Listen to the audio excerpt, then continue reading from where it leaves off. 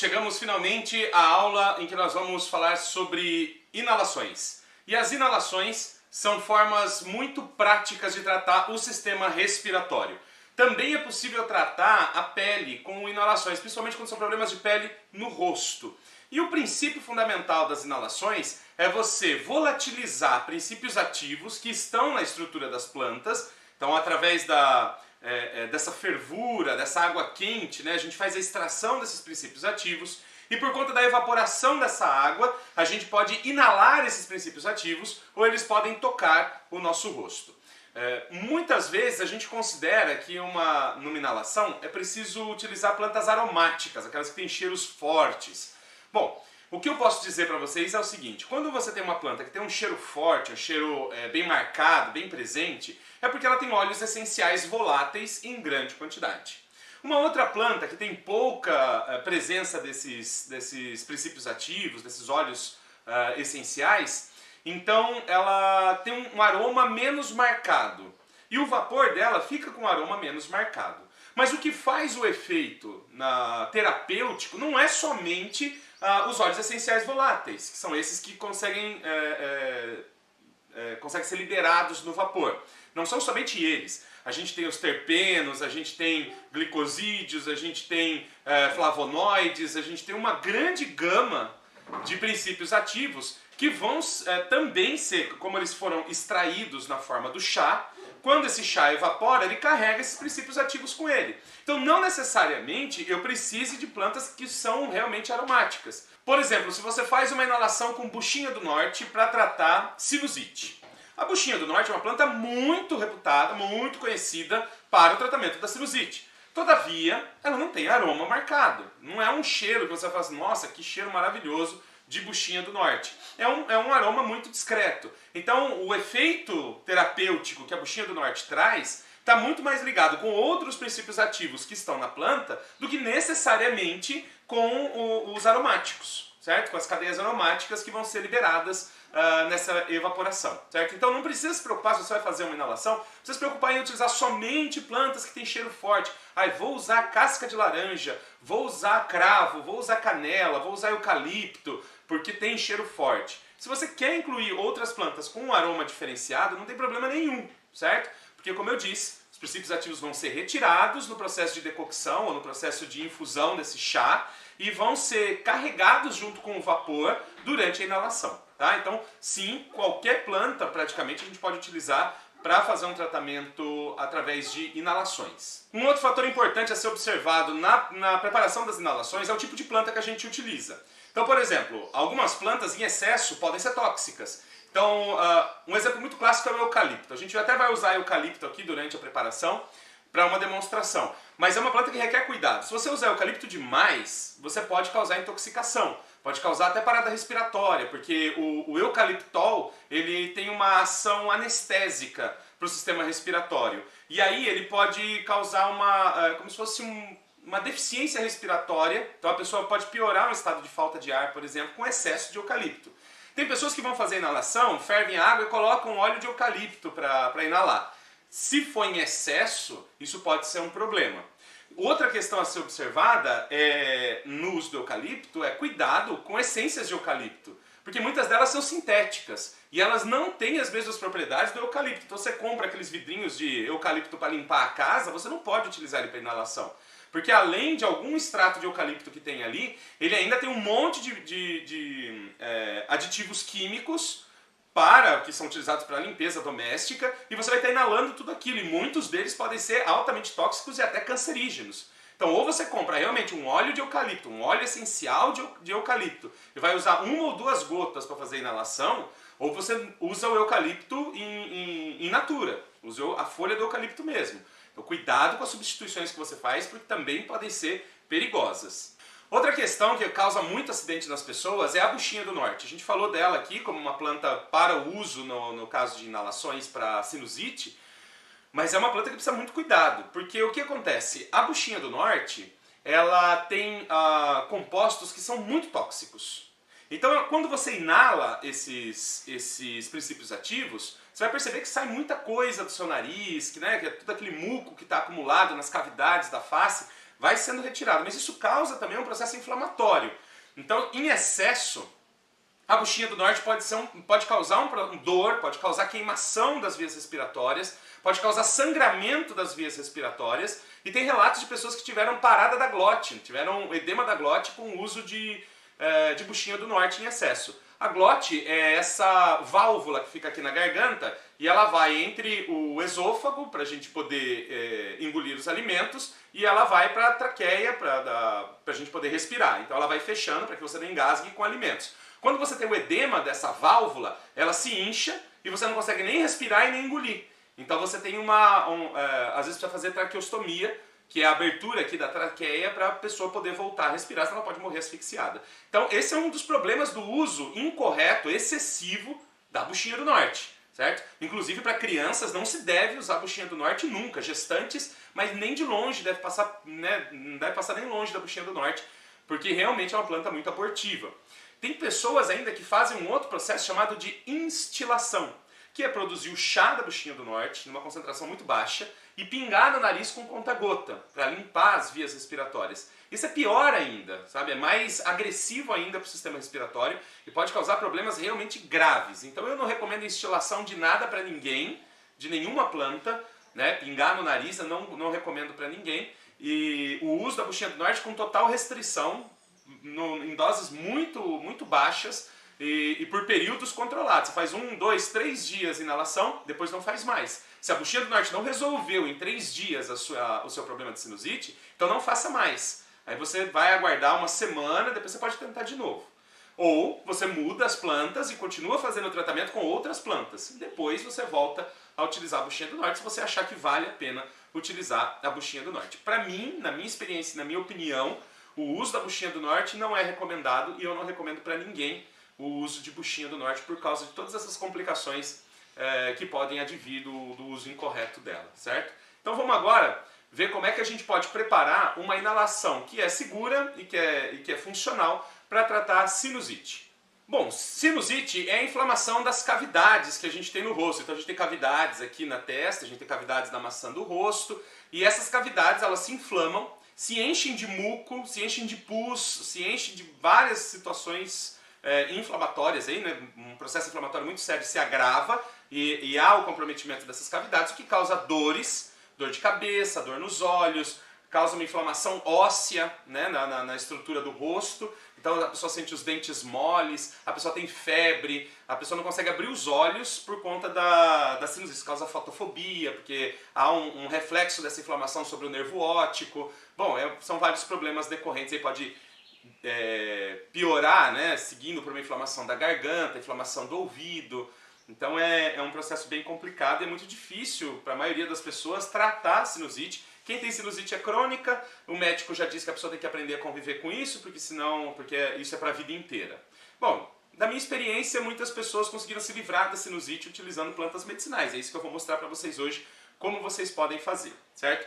Ainda você pode tratar problemas como rinite, como bronquite, como gripe, como asma, como tuberculose, enfisema pulmonar, qualquer problema do sistema respiratório, seja superior ou inferior, você consegue tratar com inalações. E é muito eficiente utilizar inalações. Plantas que normalmente eu uso para inalação é o eucalipto, aqui eu tenho folhas secas de eucalipto, por conta da sua ação que é anti-inflamatória, que é relaxante, né, por conta dessa ação anestésica do eucaliptol, que é um dos princípios ativos principais do eucalipto. Então ele ajuda muito a passar os sintomas principais de irritação, de inflamação, de dor. É muito legal o uso do eucalipto. Tem também uma ação antibiótica também para bactérias do trato respiratório.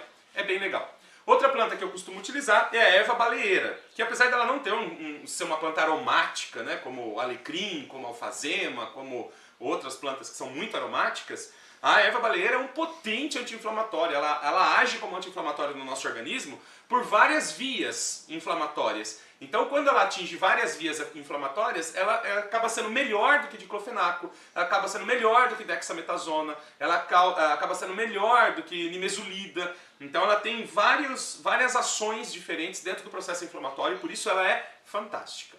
De verdade, se você vai tratar a sinusite, a recomendação que eu faço é use erva baleeira. Use, pode ser seca, pode ser fresca, não tem problema.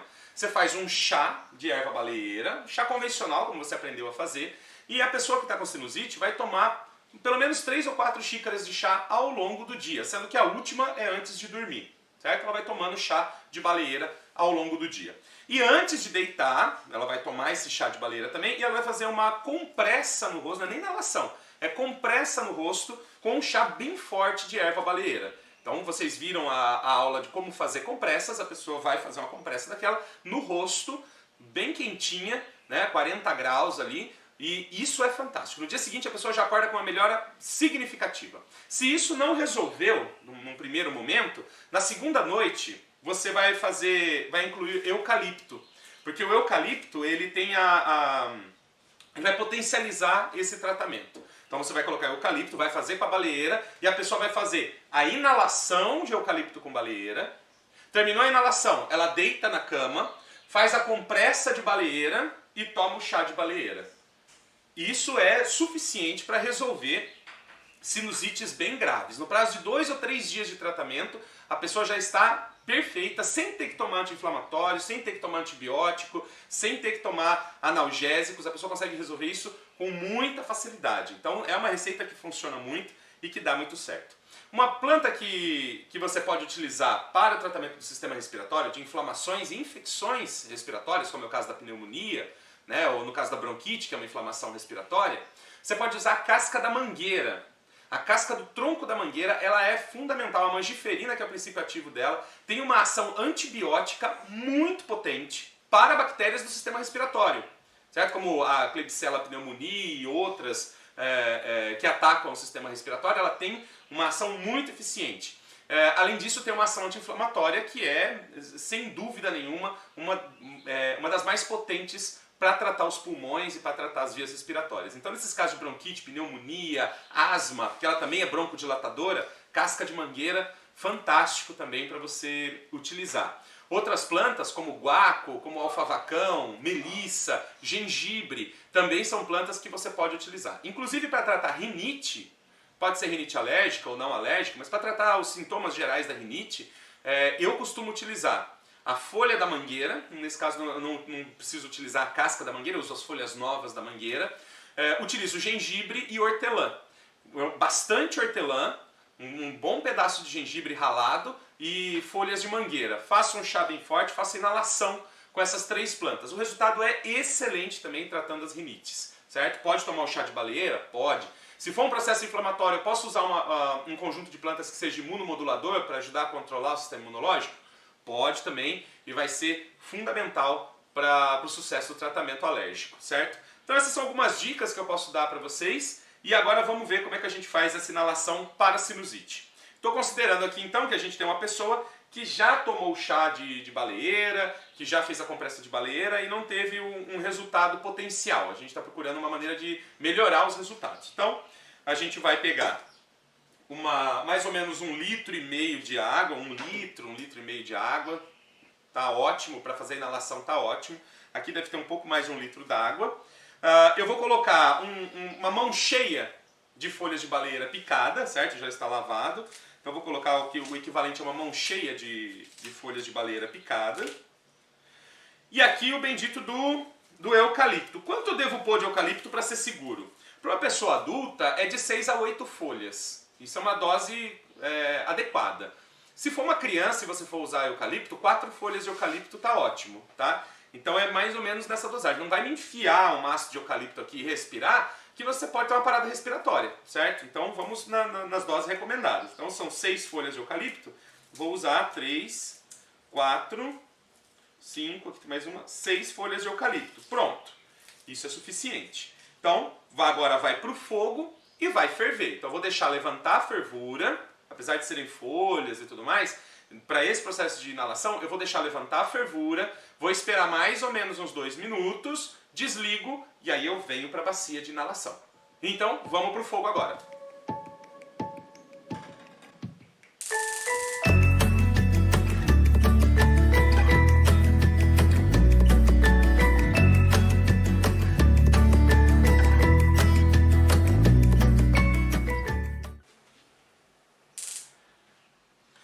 Agora que já foi feita a fervura, o chá já está pronto para a nossa inalação, né? É um chá bem mais forte do que normalmente a gente tomaria esse chá. A gente vai precisar de uma bacia, e não precisa ser de uma bacia muito grande, para a gente poder inalar os vapores. A maneira correta de fazer isso, talvez a mais eficiente, eu diria, é você usando uma toalha. Então você vai pegar uma toalha, como essa aqui, e vai pôr sobre a cabeça da pessoa, cobrindo também a bacia. Então a pessoa vai fazer desta forma para inalar os vapores. E para demonstrar esse processo, vou chamar nosso modelo Gabriel, que vai experimentar a nossa inalação. Eu vou colocar o chá com folha e tudo, não precisa tirar as folhas, tá? Vou colocar aqui na bacia. Veja quanto vapor está saindo. É esse o vapor que a gente procura, então não vamos desperdiçá-lo. Gabriel, por favor, se posicione. Eu seguro a toalha? Eu seguro a toalha. Você segura a toalha. Pronto, segura as pontas da toalha na frente, Gabriel. É mais ou menos dessa forma. O que você precisa observar é a temperatura, a distância que o rosto fica da água para que a temperatura do vapor não queime o rosto. Então o Gabriel está fazendo a demonstração aqui, dessa forma, para que o vapor não comprometa o rosto, certo? E isso é bastante importante, principalmente com crianças, né? O vapor pode sair bastante quente de dentro da bacia e pode acabar agredindo a pele do rosto. Obrigado, Gabriel. Quanto tempo a pessoa precisa fazer a inalação? Bom, ela precisa fazer a inalação enquanto saem vapores da bacia, né? Enquanto tiver vapor saindo da bacia, ela pode fazer a inalação. Isso dura em torno de 20 minutos. Depois de 20 minutos, a quantidade de vapor que vai sendo eliminado da bacia é muito pequena, então já não compensa mais continuar a inalação, tá? Uma das recomendações para se fazer uma inalação é não tomar um vento frio depois que você fizer a inalação. Então, por exemplo, à noite. É o melhor horário para você fazer, desde que você não vá sair de casa.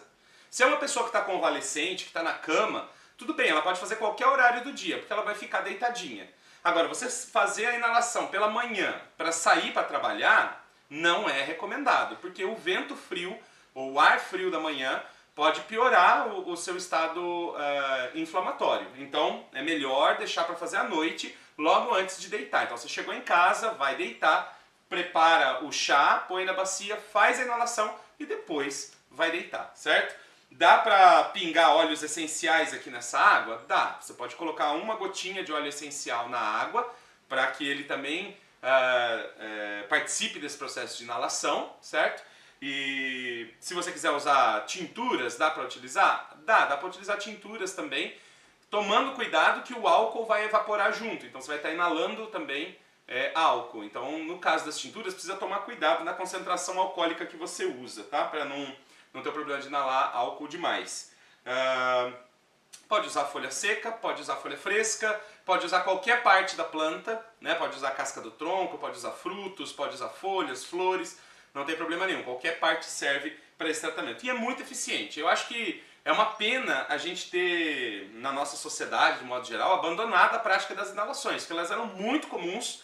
Até mais ou menos o começo do século XX era muito comum o uso das inalações. Depois isso foi se perdendo ao longo do tempo. Hoje dificilmente alguém decide fazer uma inalação em casa utilizando plantas medicinais dessa forma. Mas é um tratamento muito eficiente que traz excelentes resultados.